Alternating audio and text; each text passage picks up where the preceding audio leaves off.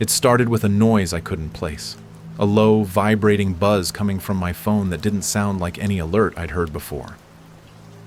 It was 7:42 a.m. on a Monday, and I was still half asleep, standing in the kitchen of my small second-floor apartment, waiting for my crappy coffee maker to gurgle out something drinkable. I didn't usually check my phone first thing in the morning, but that sound made my skin crawl. It wasn't a text. It wasn't a call. It was something else. I reached over, flipped the phone, and my stomach dropped the second I read the screen. Emergency alert. Unknown biological contamination detected in Southern Pine County. All residents must shelter in place.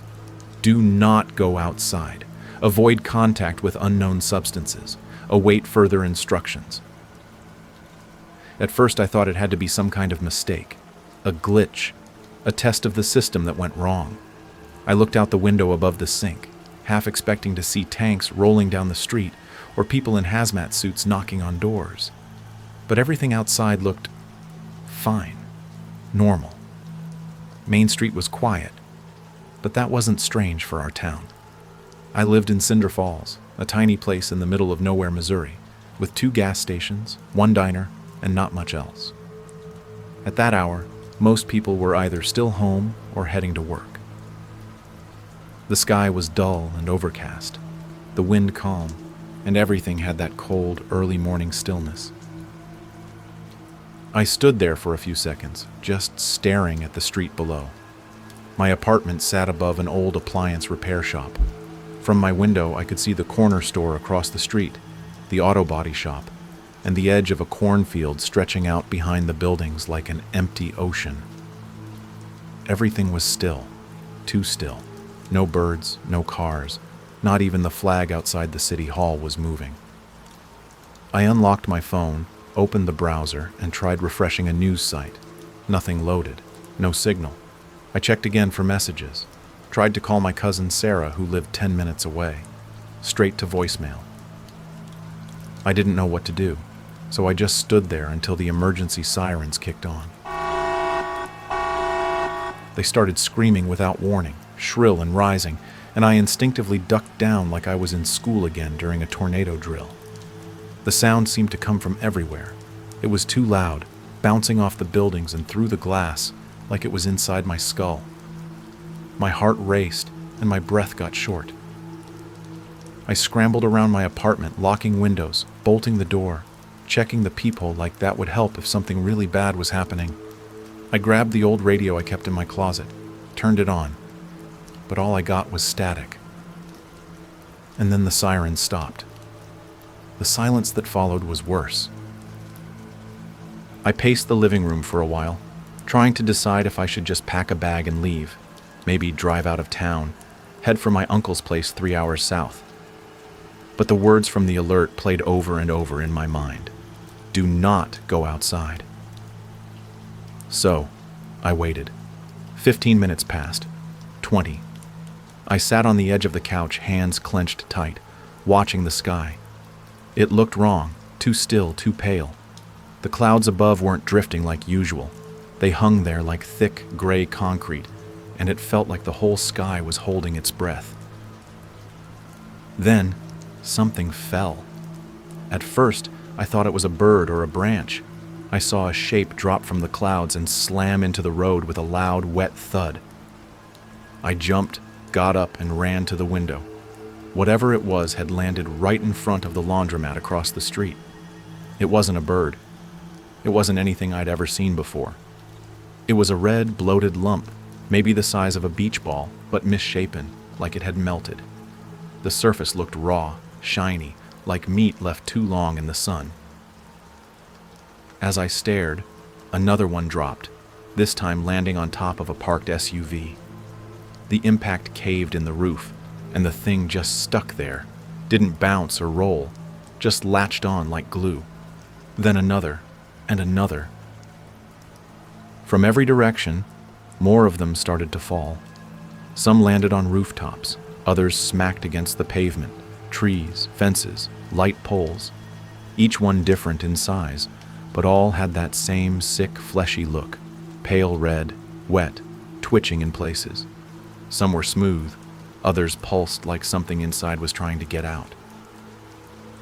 One hit a power line, and it sparked violently, sending out a flash that made me stumble backward from the window.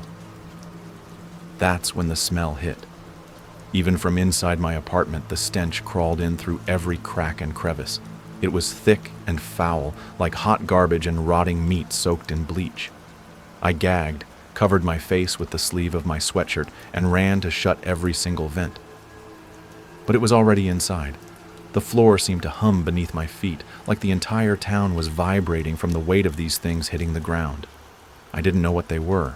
They didn't look alive, but they didn't look dead either. It was like they weren't meant to be seen by people. Then I heard a truck. The sound of tires screeching broke through the fog in my head. I looked out again and saw a dusty blue pickup swerving down the hill, bouncing through the mess, trying to avoid the falling lumps. The truck slammed to a stop in the middle of the street, and an older man jumped out. He looked right up at my window. "Hey, you up there?" he called, his voice muffled by the fabric mask over his mouth. I opened the window an inch. "Yeah." "You all right?" he yelled. "You need to stay inside." "I got the alert," I said. "What the hell is this?" "I don't know," he said, scanning the sky. "Name's Mason. I was headed into town when this started. Came to check on my brother. He runs the post office. Phones are down. Roads are blocked. They're falling everywhere." He looked shaken but steady, like the kind of guy who had been through a war and came out the other side tougher for it. I hadn't seen anyone else on the street in nearly 30 minutes. Seeing someone, hearing someone, almost made me cry. "I'm gonna try the fire station," he shouted. "Might be a radio there that still works. If I can't get back, stay inside." And with that, Mason climbed back in his truck and took off, swerving through the growing mess. The blobs were dropping faster now, hitting the pavement with louder, wetter cracks. They were starting to pile up. I shut the window tight and backed away, and then I heard it. A dull thump on the roof above me, then another and another, heavier. Something was on the building, moving, sliding, dragging. I held my breath, eyes on the ceiling.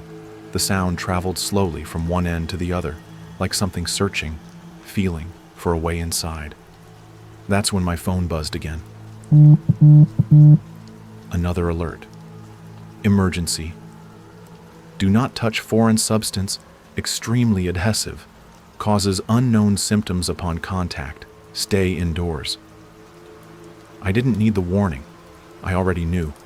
Whatever was happening, whatever had started falling from the sky, I was in the middle of it, alone, trapped, and it was only just beginning. I don't remember how long I sat on the floor after that last alert. Maybe 5 minutes, maybe 20. Time started to stretch, like it didn't want to move forward. I had pressed my back against the kitchen cabinet, knees pulled up to my chest, trying to listen for every sound outside, trying to make sense of them. The dull thuds continued on the roof, heavier now, like the building was being hit with thick, wet sandbags one after another. I could hear something sticking, peeling, moving across the shingles. I kept thinking about what that alert had said. Unknown symptoms. Unknown. The word rolled around in my head like a loose screw. That meant no one knew what the hell was going on. Not the news, not the government, not anyone. Something had fallen out of the sky and no one knew what it was. I reached for my phone and tried calling Sarah again. Nothing. No ring, no voicemail. Just the same empty click like before. The apartment felt like it was getting smaller by the second. I stood up slowly and peeked out through the blinds again. The street was almost unrecognizable now. It looked like a butcher shop had exploded. The red blobs were everywhere, sprawled across cars, rooftops, light poles. Some had started to change. At first I thought it was the light playing tricks on me, but I could see them. Small bulges growing on the surface, pulsing, like something inside was pressing out from under the flesh. One of the blobs on the sidewalk near the diner twitched. I stepped back so fast I nearly tripped over my own feet. These things weren't just gross. They weren't just dead chunks of meat. They were active, living, or at least something close to it. I needed proof. I don't know why that mattered so much to me in the moment, but it did. I grabbed my phone and opened the camera, zoomed in on the blob outside the diner. The flesh there had split slightly near the top, and I could see something buried in it. Something white. It looked like bone. And sticking up from the top was what I swore was a tooth, a molar. Human. I dropped the phone and backed up slowly. I knew what that meant. I knew it in my gut, even though every part of my brain tried to reject it. That wasn't just a chunk of meat. It had come from something. Someone. And that was when I heard the knock. It was fast, sharp, just once, a single knuckle against the door. I froze. Another knock. 3 this time. I crept toward the door, heart pounding, and looked through the peephole. Mason. His cap was missing, and his shirt was soaked in sweat. Or blood. I couldn't tell. He looked pale, like something had drained all the color from his skin. His hand was wrapped in a torn towel, pressed tightly against his side. I opened the door. "What happened?" I asked, pulling him inside and locking the door behind him. "I was almost there," he said, breathing hard. "At the firehouse. But something, one of those things, landed right in front of me. I didn't even see it coming. It hit the hood, bounced off the windshield, and rolled onto the street like it was alive. I tried to steer around it, but it stuck to the damn tire, like glue. Whole truck locked up, and I slammed into the hydrant out front." I helped him to the couch. He winced when he sat. "Let me see," I said. He unwrapped his hand, and my stomach turned. The towel peeled away with a wet noise. His fingers were coated in a thick, dark red slime that had seeped through his skin. It didn't look like blood. It looked infected. The tips of 2 fingers were already turning purple. "It touched me when I tried to pull it off the truck," he said, gritting his teeth. "Not for long, just a second. But it was like the stuff melted into me. I didn't feel anything at first. Now it's like fire under my skin." I looked at the streaks along his arm, creeping up like veins filled with tar. I didn't know what to do. There was no hospital, no emergency line, no help coming. "Let's clean it up," I said. "At least stop it from spreading." I ran to the bathroom, found a bottle of rubbing alcohol and some gauze, and came back. Mason didn't say anything. He just stared at the ceiling. "I heard it too," he said softly. I paused. "Heard what?" "Something on the roof, dragging, slow, like it's feeling around." I poured the alcohol over his hand, and he didn't even flinch. The infection had probably killed most of the nerves already. As I wrapped the gauze tight, I heard it again, soft at first, then louder. Something slid across the roof, right above us. I turned off the lights. We both sat in the dark, listening. Thud, slide, thud, and then, like someone pouring wet clay down a pipe, I heard something start oozing down the wall outside. Slow, thick, sloppy. It reached the window, and I saw it press up against the glass, spreading like a slug, tendrils curling along the edges of the pane. One of them pressed right up against the center and stuck, like it was tasting the inside of my apartment. Mason stood slowly. "Back door," he whispered. I nodded. We moved carefully, barely breathing. I unlocked the back hallway door that led down to the alley. We slipped out, and I locked it behind us. Outside, the smell was so much worse. The alley was full of lumps. Some of them twitched as we passed. "Where's your truck?" I whispered. "Still by the hydrant. I can drive, just not fast." "We need to go somewhere isolated. Woods, maybe." "No," he said. "Can't go too far. Not with my hand. There's an old barn out near Claremont Road, about 2 miles. It's mine. Got tools, generator, supplies. Should be safe." We moved quickly through the side streets, avoiding main roads. It was like walking through a war zone. The buildings were still intact, but the blobs were everywhere, lining sidewalks, hanging from telephone poles. One had cracked through a store window, and another had melted part of a stop sign where it landed. It didn't make sense. Nothing about it made sense. And then we saw the first body. It was a man, middle-aged, lying face down near a parked car.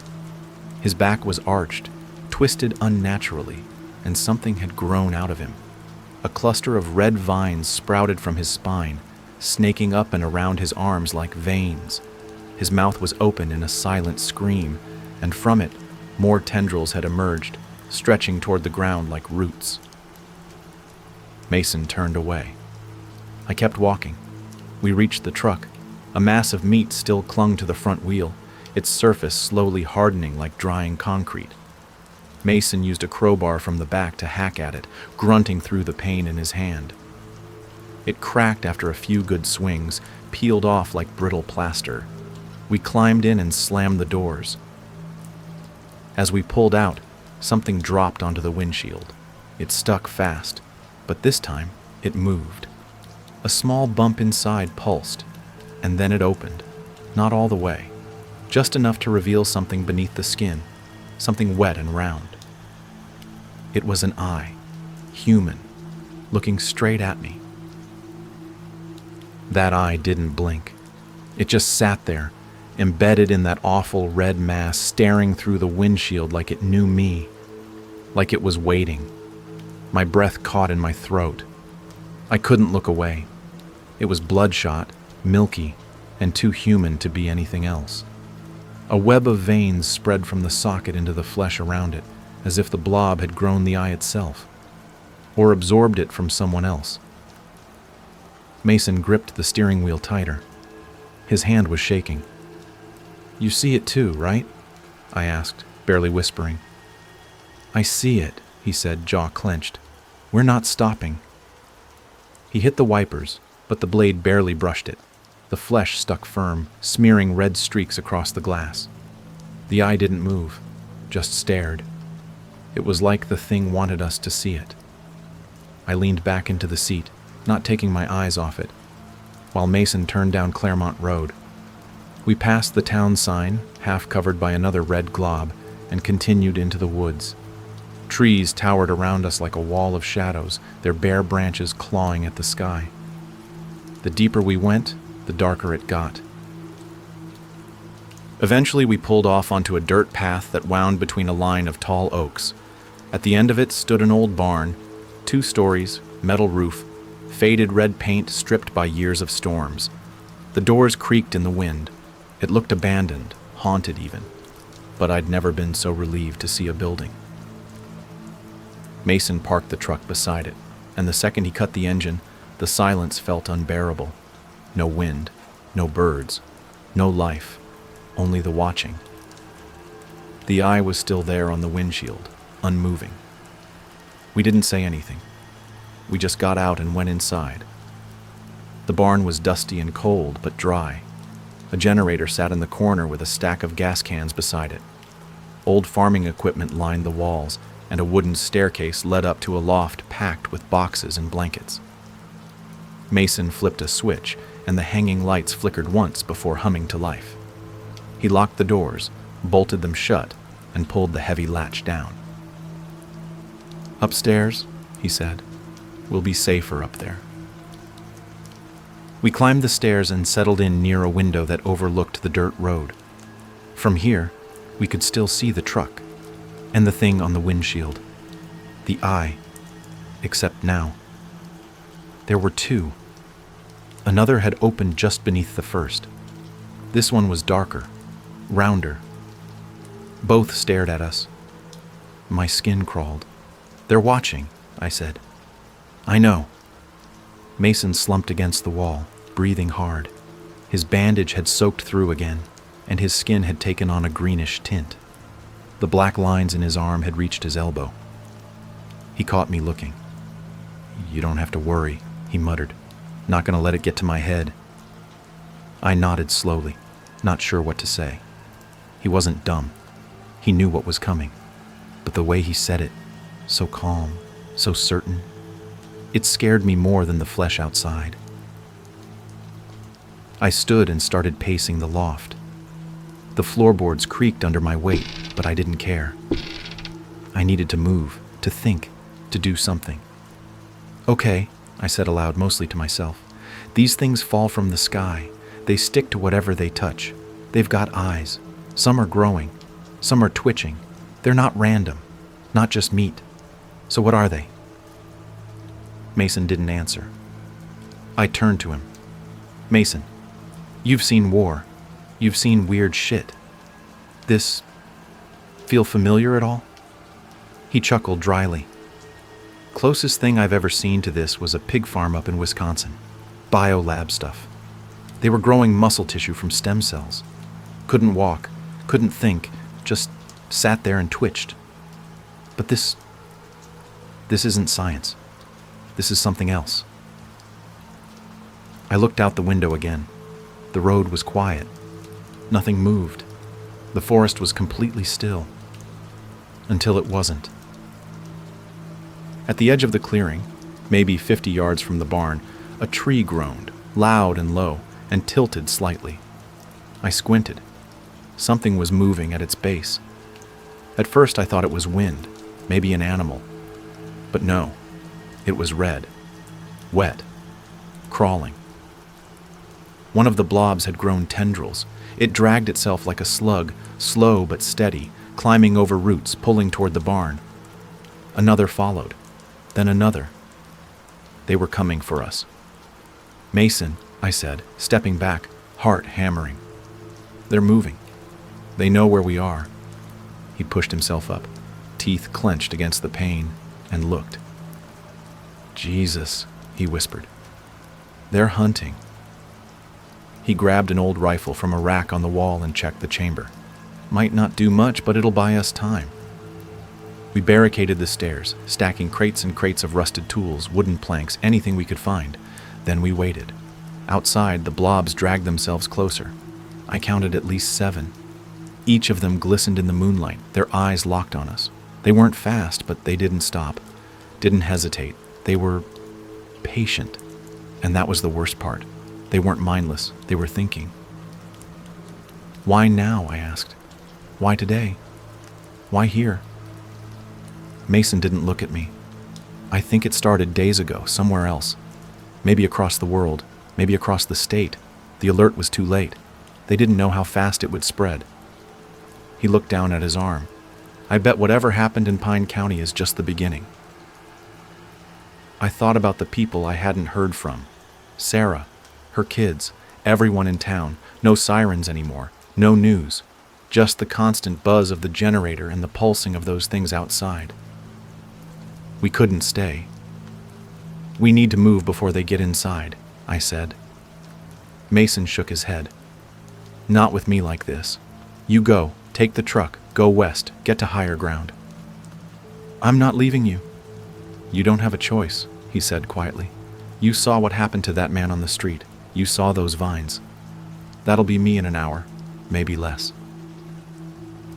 He walked over to the generator, twisted the knob, and started pulling wires. What are you doing? I asked. Creating a distraction. He handed me a red gas can. Pour this down the stairs, all of it. My hands trembled, but I obeyed. I soaked the staircase and the floor below with gasoline. Mason doused the rest near the door. I'll light it when they breach, he said. You go out the back window. There's a ladder. Take the truck. Go. Don't argue with me, he snapped, then softened. You're young. You've got a chance. I'm already dead. I wanted to scream, to cry, to do something other than nod and accept it. But deep down, I knew he was right. I turned and climbed to the window. The blobs were almost at the barn now. I could hear them squelching, dragging themselves over the dirt, slapping against the wood outside. The walls moaned under the pressure. One of them slammed against the door. And then I saw it. Just before I climbed out, I looked back at Mason and watched as a third eye opened on his hand. I didn't say goodbye. I don't think Mason wanted me to. I dropped out the back window and landed hard in the wet dirt behind the barn. My knees buckled and I nearly fell, but I pushed myself back up and ran. I didn't look back. I couldn't. If I did, I wouldn't leave. The truck waited at the edge of the clearing, covered in red patches that had started to pulse. The two eyes on the windshield were closed now, just slits of fleshy folds, twitching like they were dreaming. I slid into the cab and slammed the door shut. My hands were slick with sweat as I turned the key. The engine groaned, clicked, then started. I didn't wait for it to warm up. I threw it in reverse and backed away from the barn. The blobs moved around the front, blocking the doors. One of them began to crawl up the wall like a massive slug, leaving a thick, dark trail behind it. I watched the loft window. A moment later, Mason appeared. He looked straight at me. Then he nodded once and vanished from sight. A flash burst from within the barn, bright orange light followed by a wall of heat and sound. The blast knocked the truck forward and sent a thick plume of smoke into the air. I flinched, gripping the wheel as debris rained down across the field. Flames licked through the cracks in the barn's frame, consuming the roof in seconds. Some of the red blobs burned fast, like gasoline-soaked sponges, popping and hissing as they melted. Others thrashed violently, tendrils whipping out in all directions before they collapsed into blackened husks. I didn't wait to see what survived. I hit the gas and peeled away down the dirt path, tires spinning in mud. The road twisted through the woods, the trees leaning in like they wanted to trap me there forever. I kept going, branches slapping the windshield, roots shaking the truck with every bump. Everything was red now, the road, the fields, the trees, covered. The sky looked bruised and swollen like it was about to burst open again. And part of me knew it would. Whatever this was, it wasn't over. I had no plan, no destination, just one desperate idea: home. My house was 25 miles west, a tiny two-story on the edge of Millstone, a small community built along the edge of an old reservoir. I hadn't heard from anyone there, but I prayed it hadn't spread that far. Maybe the rain hadn't reached them. Maybe the warning was just for our county. Maybe my sister had made it home. Maybe her kids were safe. Maybe. I drove with one hand on the wheel and one eye on the sky. And that's when I saw it. Far in the distance, high above the trees, the clouds had broken open. Not in the way they do before a thunderstorm. This was different. A circular gap had formed, wide and unnatural, like a lid had been lifted off the world. Through it, something moved. It was massive, towering. From that opening, a black shape descended, thick and writhing, like a bundle of giant tentacles tied together. I couldn't see where it ended. It didn't move with gravity. It just floated, slowly rotating, scanning the ground below with movements too precise, too aware. As I watched, it reached down again, one long arm descending like a claw crane from a nightmare, and released something. More red. Another wave of flesh fell from the sky, blotting out the sun as it poured down like rain. "No," I whispered, slamming on the brakes. I watched the storm hit the land behind me. I saw the red blobs explode across the trees, fields, and roadways. They rained down in waves, thick and fast, slamming into the ground with a horrible squelch. Whole rows of trees collapsed under the weight.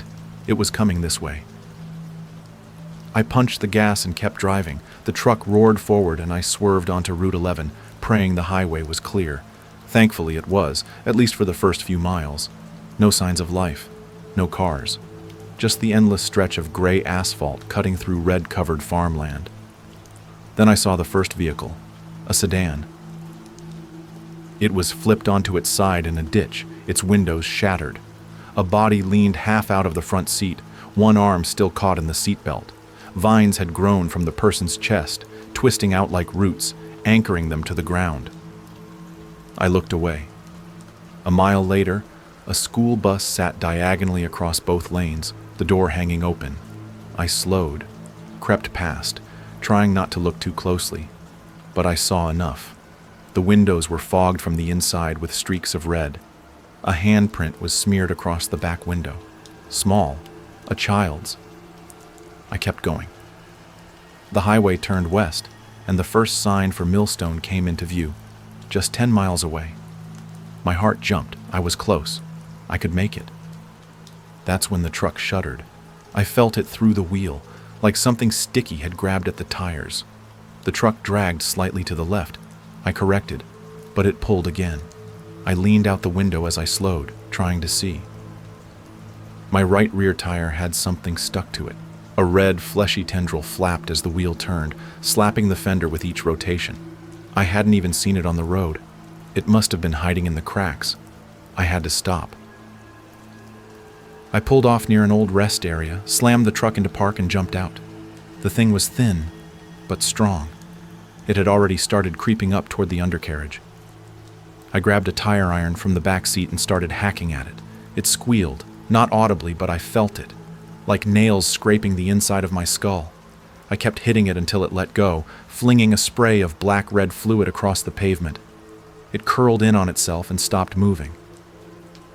I kicked it aside, wiped my hands on my jacket, and looked up, and froze. Across the rest area, a man stood motionless beside a vending machine. He wore a flannel shirt and jeans soaked with grime. His back was to me. I hadn't seen him before. He must have come from the woods. "Hey!" I shouted. "Are you all right?" He didn't answer. He turned his head slightly, and I took a step back. His eyes were open. But they weren't looking at me. They were dull, glassy, no light in them at all. Something was wrong with how he moved. Too stiff, like his joints weren't bending right. Then I saw the lines, thin red threads, stretching from the back of his neck into the trees. They pulsed like veins. I didn't wait to see more. I got back in the truck, floored it, and left the rest area behind. Millstone was 5 miles away. Please, I thought, please let them be okay. I drove faster than I should have, wheels screeching on every curve.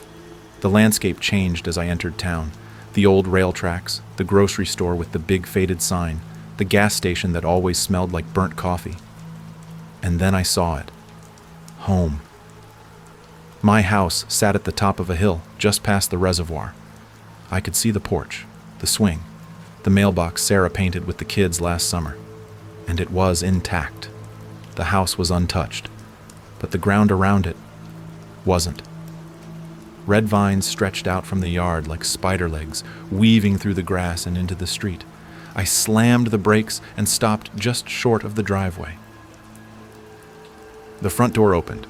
My sister stepped out. "Sarah!" I shouted, throwing the door open. She looked up. Her eyes lit up with recognition. "Emma?" she called back, taking a step forward. "Oh, thank God!" I ran to her, nearly tripping over the vines, and we met halfway on the porch. She pulled me into a hug, squeezing tight. "The kids?" I asked, breathless. "Inside," she said. "I locked every door. We've been hiding since this morning. I tried to call you.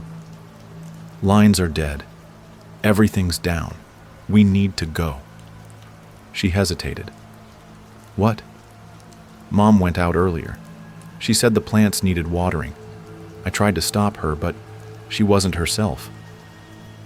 I looked past her toward the side of the house. There, on her knees in the garden, was our mother, a watering can in one hand and a vine wrapped tightly around the other. I didn't even think. I ran toward Mom, ignoring the twisting red vines snaking along the grass, ignoring the voice in my head screaming to stop. Sarah called after me, but it was too late. I was already halfway across the lawn. "Mom!" I shouted. She looked up. Her face was calm, too calm. Her pale blue cardigan hung loosely from her shoulders, sleeves rolled up like she'd just finished baking. Her hair was tied back, like she was ready for church. But her eyes, they weren't right. They looked clear at first, but when I got closer, I saw it. Veins like spider webs stretching across the whites of her eyes, the faint shimmer of moisture just beneath the surface. She smiled when she saw me. "Emmy," she said. I didn't know you were coming." The watering can trembled in her hand. She raised it and tilted it over the rose bushes, but nothing came out.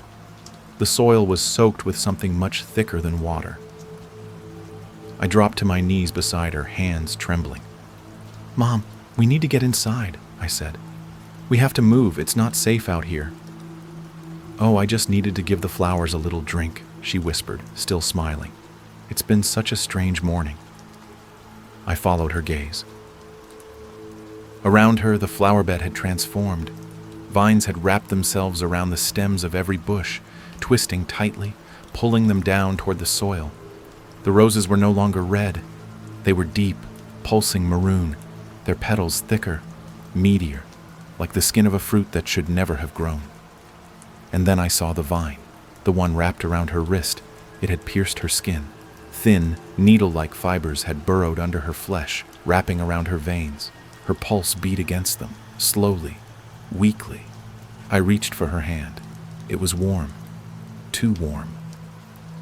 The vine flinched under my touch and started to retract, pulling tight. "No!" I grabbed it with both hands, trying to rip it free, but the moment I touched it, I felt something pull back. It wasn't passive. It fought me. "Emma!" Sarah shouted behind me. "Don't touch it!" Too late. I yanked. The vine screamed. Not with sound, but with a feeling.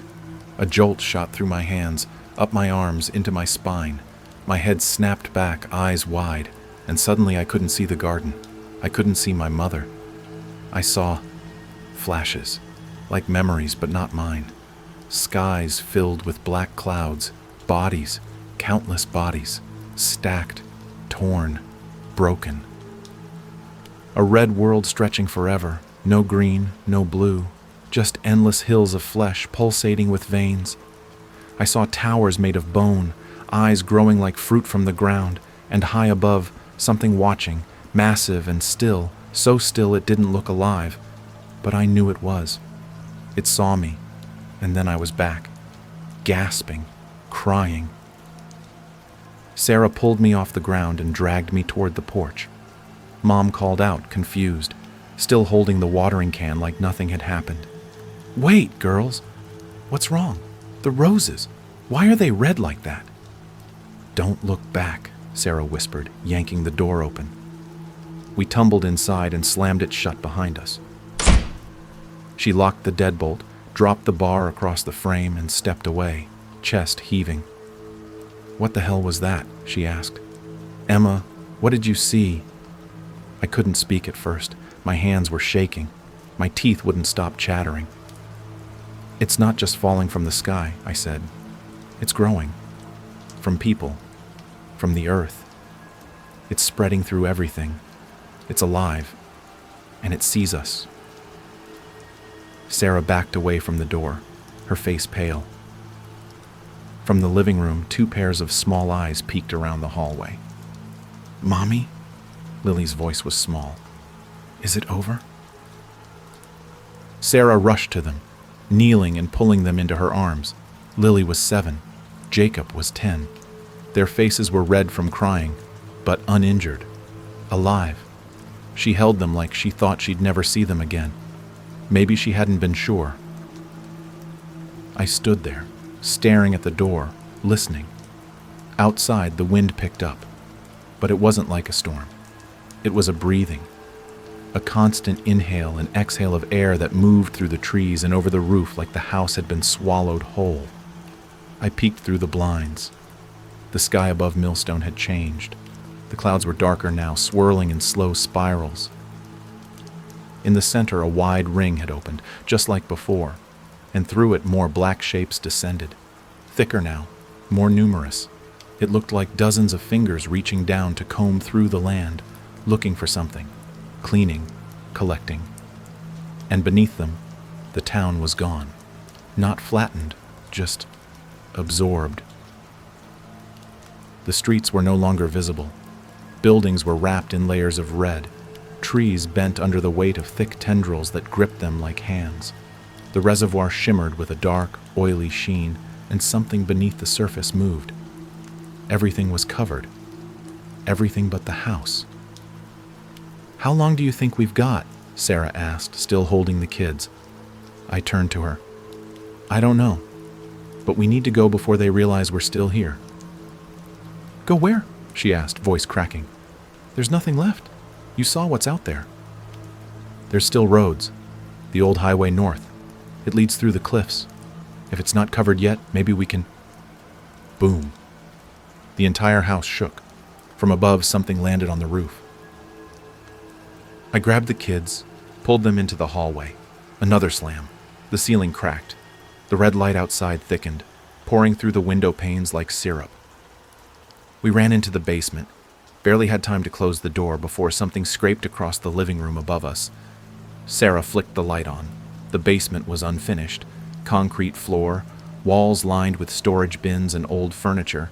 A single mattress lay against the wall. The air smelled of dust and mold.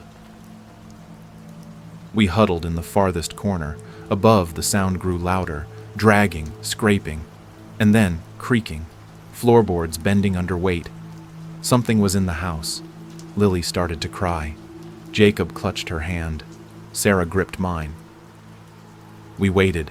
Footsteps, not human ones, wet, heavy, uneven. And then, something new, a sound like air escaping from lungs, but deeper, wetter. A voice, not in words, not exactly, but I understood. You are not alone. It wasn't in my ears, it was in my head. I looked at Sarah. Her eyes were wide. She heard it too. And then, from the ceiling above, an eye opened. A round, pulsing mass pressed through the wooden slats. It was small at first, no bigger than a marble, but it stretched, expanded, until it was the size of a grapefruit. The skin peeled back. A cloudy eye stared down at us. I screamed. Sarah grabbed the fire poker from the corner and stabbed upward. The eye retracted with a sickening squelch. More movement upstairs, slithering, scraping. We had to leave. Now I pulled the kids toward the stairs. Sarah hesitated. What if Mom's still... She's gone, I said. That thing out there, it's not her. She knew it. Deep down, she did. She nodded. We climbed up the steps as the ceiling cracked above us. Something was crawling inside the walls now, burrowing down, faster than we could move. We burst out of the basement. The living room was red. Blobs covered the windows. Vines slithered across the carpet. A fleshy lump had burst through the fireplace and was growing up the mantel, sprouting eyes like barnacles. We ran, out the front door, onto the porch. The yard was worse. Mom was gone. In her place, a mass of tendrils writhed where she'd been kneeling. The watering can lay crushed beneath them, coated in black ooze. We made it to the truck. I shoved the kids into the back, Sarah into the passenger seat. The engine struggled, coughed, started. As we pulled away, the house collapsed behind us. It didn't explode. It sank, sucked down into the red ground like a sandcastle in rising tide. And from the sky, something massive was descending. We sped through the outskirts of Millstone as the sky cracked open behind us. I didn't dare look in the rearview mirror again. What I'd seen, what was coming down, wasn't a creature. It wasn't even a thing. It was a hole, a mouth, a living wound in the sky, stretching wider and wider, swallowing clouds, swallowing sound. Everything behind us felt like it was being pulled backward, like the world itself was being vacuumed into something ancient and impossible.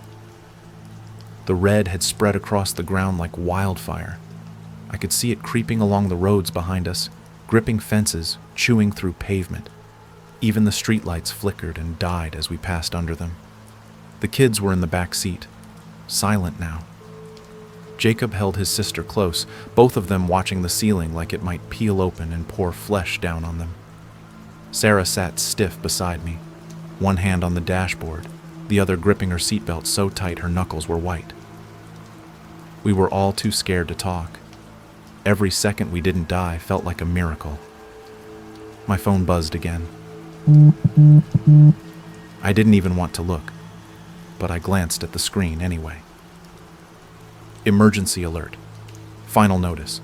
Unknown entity has infested environmental, organic, and psychological systems. Seek high elevation. Avoid red growth. Do not look at the sky. Do not look at the sky. The words repeated 3 more times. Then the signal cut out. I threw the phone into the footwell. I didn't need the warning. I already knew what was happening. Whatever this was, it wasn't just some infection. It wasn't a virus or a chemical leak. It was intelligent. It didn't want to kill us fast. It wanted to change us, use us, wear us. I saw it in Mom's eyes. I saw it in Mason's arm. I saw it in the thing that stared down from the sky with 1,000 watching mouths.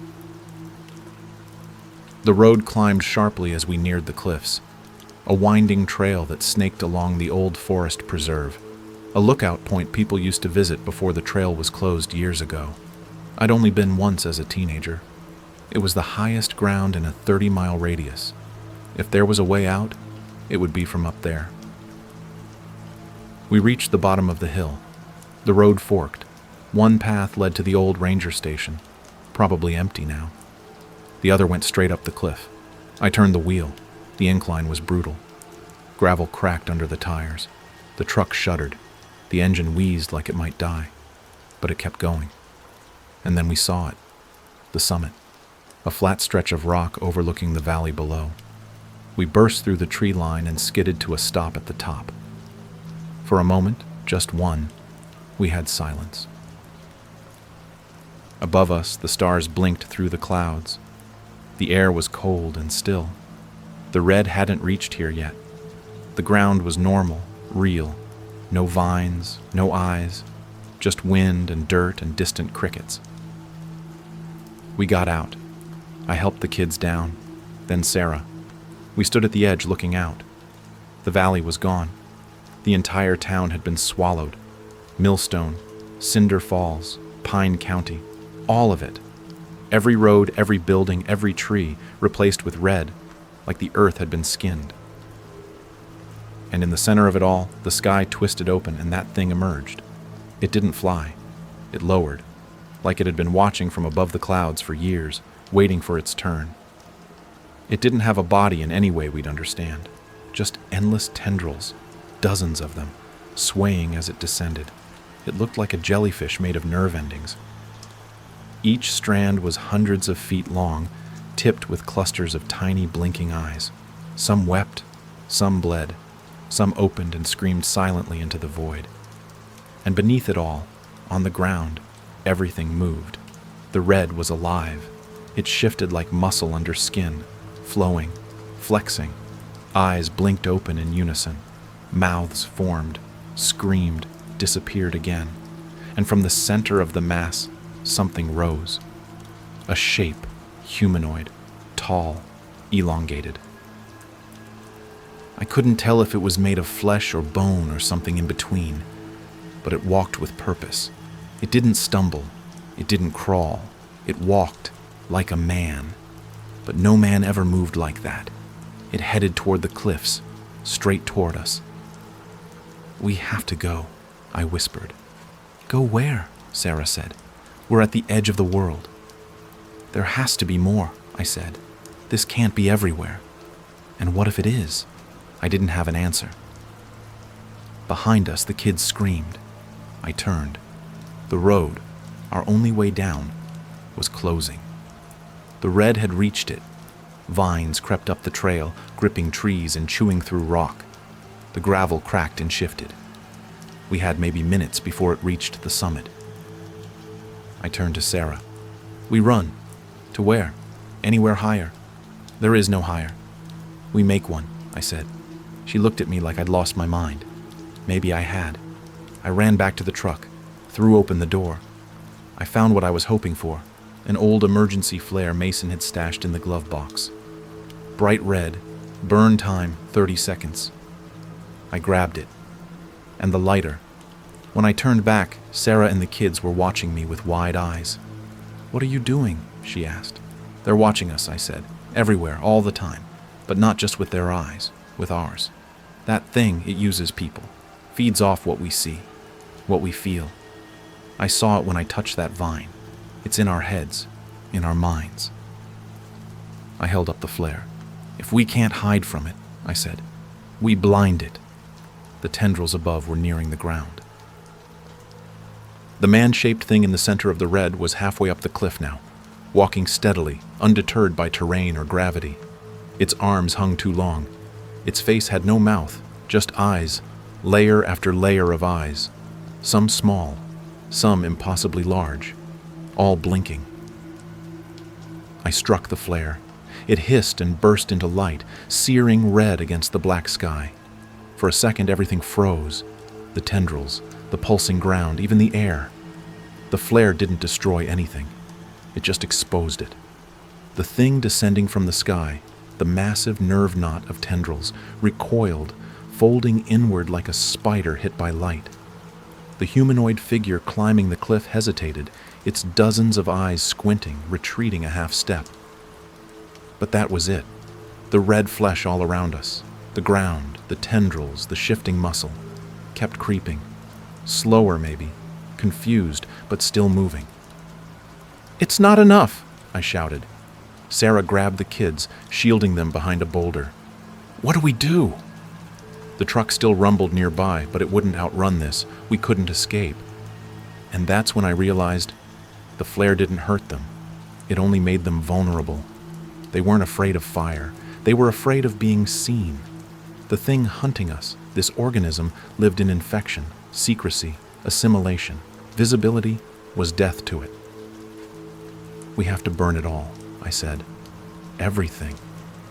Sarah stared at me like I'd lost my mind.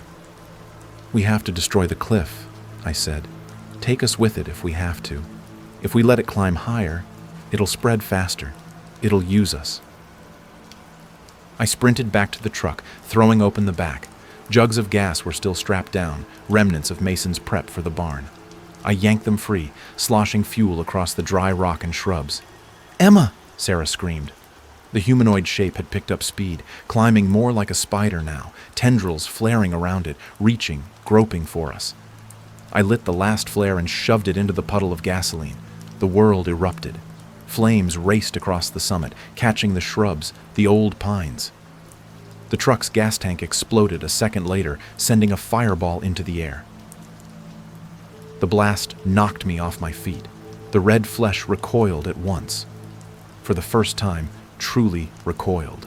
The humanoid thing shrieked, not with sound, but with a pulse that rattled my bones. The fire didn't just burn, it purified. The light, the pure light and destruction, burned through the infection, slicing tendrils in half, vaporizing the thin membrane spread across the earth. Sarah grabbed the kids, dragging them backward, away from the blast zone. I stumbled after them. Above us, the massive tendrils hanging from the sky twisted and thrashed, as if trying to retract. But the hole they had torn in the sky was still there, and now light poured through it. Not sunlight, something older, something cleaner. A second explosion rocked the cliff as the fuel reserves ignited. The stone cracked. The cliffside, the whole summit, began to give way. "Run!" I screamed. We sprinted down the rocky slope, tripping, sliding, hands torn by stone and gravel. Behind us, the top of the cliff collapsed, rock and fire and red flesh all tumbling together into the valley below. The humanoid figure fell with it, flailing, screaming a soundless howl as it disappeared into the maelstrom. The ground shuddered. The red mass below rippled like an ocean in a storm, then stilled, truly stilled. The sky began to close. The breach, the hole, seamed itself shut, folding over like a wound healing under a scab. The tendrils retracted, slithering back into whatever blackness had birthed them. We collapsed in the grass a mile down the hill, coughing, sobbing, clutching each other. Above us, the stars returned. The land below was charred and broken, but no longer moving. It was over. Or at least, this part was over. My phone buzzed weakly in my pocket. I fished it out, hands shaking. One final alert. Survivors detected. Area sealed. Secondary phase pending. I looked at Sarah. "What's secondary phase?" she whispered. I didn't answer. because deep in the back of my mind I already knew. They hadn't come here to kill us. They had come to change us. And now that we had survived the first wave, we were part of the second. In the sky above, far beyond the stars, something blinked once and started watching again.